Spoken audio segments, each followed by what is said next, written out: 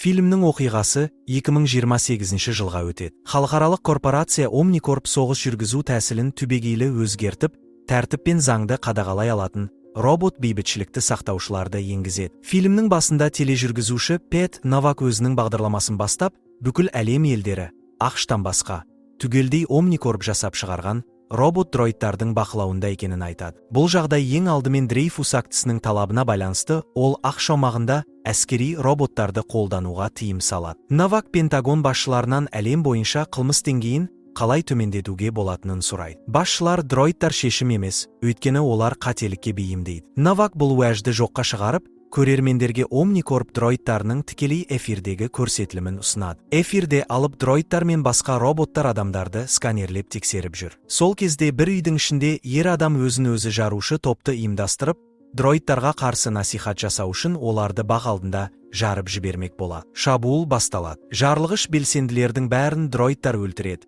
Бірақ оларда біраз роботты қиратып үлгереді. Шабуылшының ұлы қолына пышақ ұстап сыртқа жүгіріп шығады. Дроид оны қауіп деп қабылдап атып тастайды. Бала сол жерде қаза табады. Бұл сәттің бәрін камералар тікелей эфирде түсіріп алады. Осыған қарамастан, Новак дроидтардың әрекетін жоғары бағалап, Omnicorp басшысы Селлерстің ақш-та роботтарды пайдалануды алға жылжыту идеясын қолдайды. Бірақ сенатор Дрейфус бұған түбегейлі қарсы. Ол дәл осыны болдырмау үшін Дрейфус актісін қабылдатқан. Новак бағдарламасын неліктен Америка роботтардан сонша қорқады деп аяқтайды. Детройтта полиция детективі Мөрфи басшы Карен Диннің кеңсесіне келеді. Онда тағы екі офицер Джон Лик пен Андре Дэниелс отыр. Дин Мөрфиді өткен түнгі оқиға үшін сөгіп алады. Мөрфи серіктесі Льюис екеуі қылмыс әлемінің басшысы Антуан Валонның адамдарына тап болып, атыс кезінде алтауын өлтіріп, Льюис ауыр жараланған. Лик пен Дэниелс кеткен соң, Мөрфи бастығына оқиғаны айтып береді. Келесі көріністе флешбек беріледі. Мөрфи мен Льюис заңсыз қару жеткізілімін анықтау үшін жедел тапсырмамен жасырын жүр. Сатып алушы болып көрініп, олар қару сатушымен сөйлеседі. Сатушы қарулардың Валонға тиесілі екенін айтады. Тексере келе, қарулардың барлығы айғақтар қоймасынан алынғаны анықталады. Демек, Валонға жұмыс істейтін полицияның лас қызметкерлері бар. Солай бола тұра, Мөрфи мен Льюис Валон мен мейрамханада кездесуге барады. Алғашында келіссөз жақсы өтеді. Бірақ біреу телефон арқылы олардың полиция екенін әшкерелеп береді. Валон орнынан тұрып кеткен бойда адамдарын оларға шабуыл жасатады. Дәл сол сәтте сыртта бірнеше көлік келіп тоқтап, автомат пен тапаншамен қаруланған топ мейрамханаға оқ жаудырады. Мөрфи мен Льюис қарымта оқ атады. Ұзақ атыста бірнеше қылмыскер қаза табады. Мөрфи сыртқа шығып үлгереді. Льюис те ілеспек болғанда, асханадан шыққан бандит оған оқ жаудырып, иығынан жаралайды. Мөрфи қасында қалып, жедел жәрдем келгенше күтіп қалады. Ал Валон қашып кетеді. Қазіргі уақытқа оралсақ, басшы Дин Мөрфиге істі өзі бақылауға алатынын айтады. Сол кезде Эггинг бас директоры Селлерс Детройтқа келіп, маркетинг тобына қосылады. Ол сенаторларды роботтарды қолдауға қалай көндіруге болатынын ойлайды. Содан ол жаңа ұсыныс айтады: адамды машинамен біріктіріп, адам мен роботты интеграциялайтын сынақ үлгісін жасау. Кио содан кейін Omnicorp'тың реабилитация орталығына барады. Онда дәрігер Деннет Нортон қолдары жасанды роботтық протездермен ауыстырылған ер адамға көмек көрсетіп жатыр. Сәлден соң Селлерс оны шақырып алады. Олар адам мен машинаны біріктіру бағдарламасына қатысуға жарайтын үміткерлерді қарастырады. Барлығы ардагер полиция офицерлері. Бірақ Нортон олардың әрқайсысын не дене бітіміне, не психологиялық тест нәтижесіне байланысты қабылдамайды. Осы кезде көрерменге шындық ашылады: полиция офицерлері Лик пен Дэниелс Мөрфиді Валонға сатып кеткендер. Олар Валонмен барда кездесіп, кешігіп ескерткені үшін сөгіс естиді. Валон әуелде Мөрфиді ақша беріп сатып алуды ойлайды.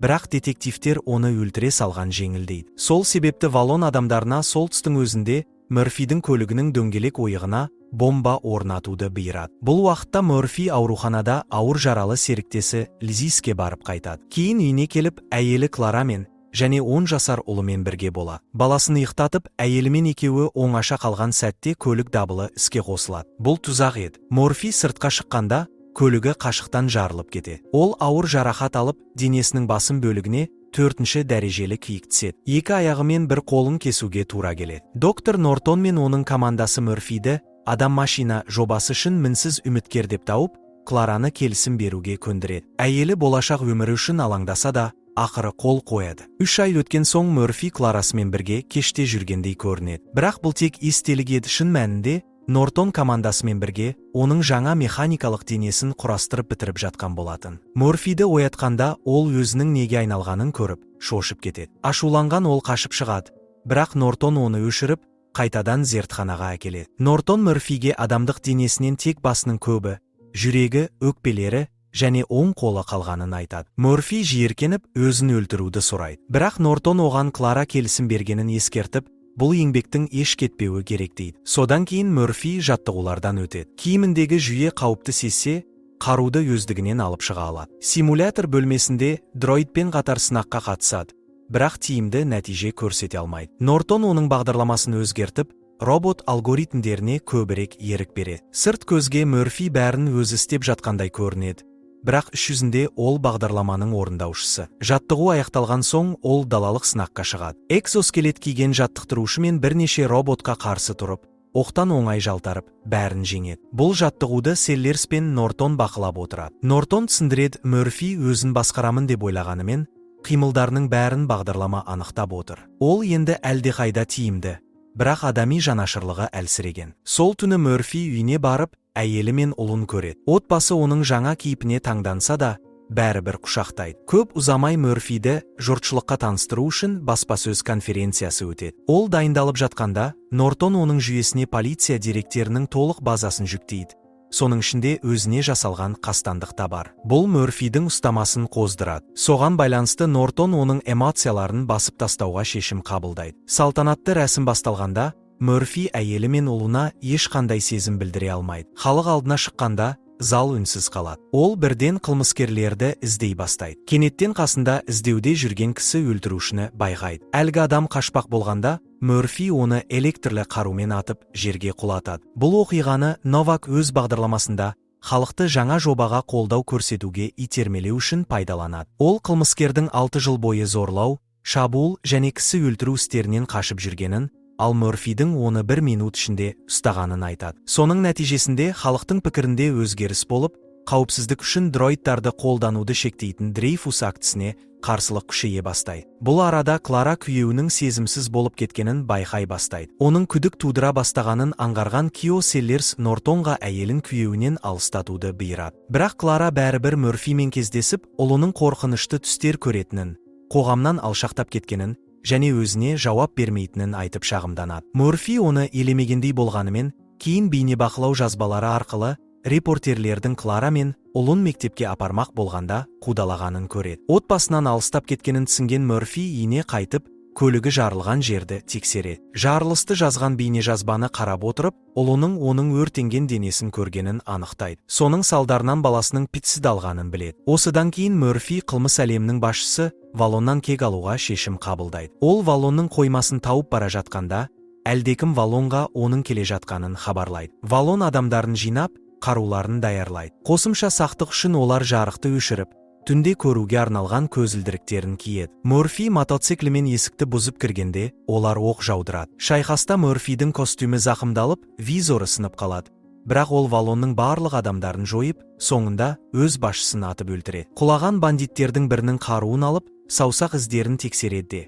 Олардың ішінде Лейк пен Дэниелстің іздерін табады. Содан кейін полиция учаскесіне қайтып оралып, серіктесі Льюиспен бірге Лейк пен Дэниелсті тергейді. Олар Мөрфиге қастандық жасағандарын және Валонмен жұмыс істегендерін дәлелдейді. Шындық ашылған соң, мансабынан айырылудан қорыққан Дэниелс Мөрфиге оқ атады, бірақ өзі оққа ұшады. Лейк бастығы Диннің де мейрамханадағы атыспен көлікті жардыруға қатысы бар екенін мойындайды. Мөрфи оны тоқтатып, бастығына бетпе-бет барады. Бірақ ол мойындап үлгермей жатып, Мөрфиді алыстан бақылап отырған жаттықтырушысы оны өшіріп тастайды. Келесі Новак бағдарламасында Новак Мөрфидің полициядағы жемқорлықты әшкерелегенін айтып, тағы да роботтарды көшеге шығаратын уақыт келгенін айтады. Ал Селлерс халыққа Мөрфидің хал үстінде екенін хабарлап, оны құрбан ретінде көрсетіп, жұртшылықтың жанашырлығын пайдаланып, Дрейфус актісін алып тастауға үміттенеді. Селлерс адамдарын Мөрфиді жоюға жібереді, Клараға күйеуінің қаза тапқанын айтпақ болады. Бір жалдамалы оның үйіне барып,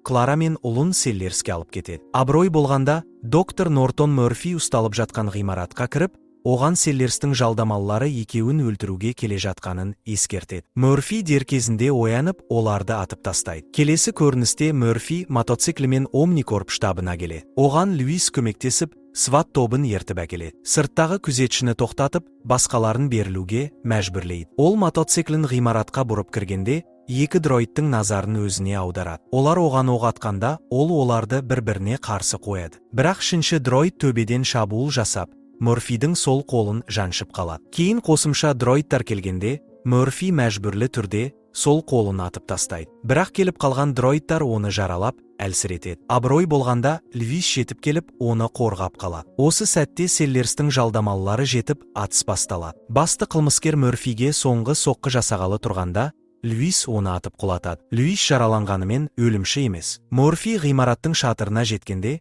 Селлерс тікұшақ күтіп тұр. Жанында Клара мен ұлы және жалдамалылар бар. Мөрфи жалдамалыларға берілуге бұйырып, олар келіседі. Ол Селлерсті өзін өлтіруге әрекет жасаған үшін қамауға алмақ болады. Бірақ Селлерс қызыл актив білезігін тағып алғандықтан, Мөрфидің бағдарламасы оған оқ атқызбайды. Осыны пайдаланып, Селлерс Мөрфиге, кейін Клара мен ұлына қаруын кезейді. Бұл Мөрфиге бағдарламаны бұзып, ерік күшімен Селлерсті атуға мүмкіндік береді. Селлерс қарсы оқ атқанымен өзі өледі. Соңғы көріністе Новак элемент тағы көрсетіледі. Президент Нортонның куәлігі негізінде Дрейфус актісін қайта қалпына келтіргені айтылады. Соған қарамастан, Новак әлі де роботтарды қолдап, Селлерсті мадақтап, Нортонды сынауды жалғастырады. Достар, осымен видеомыз аяқталды. Егер видео ұнаса, лайк басып арнаға жазылуды ұмытпаңыздар. Сіздердің жағымды пікірлеріңіз мен үшін үлкен қолдау. Келесі видеоларда кездескенше қош сау болыңыздар.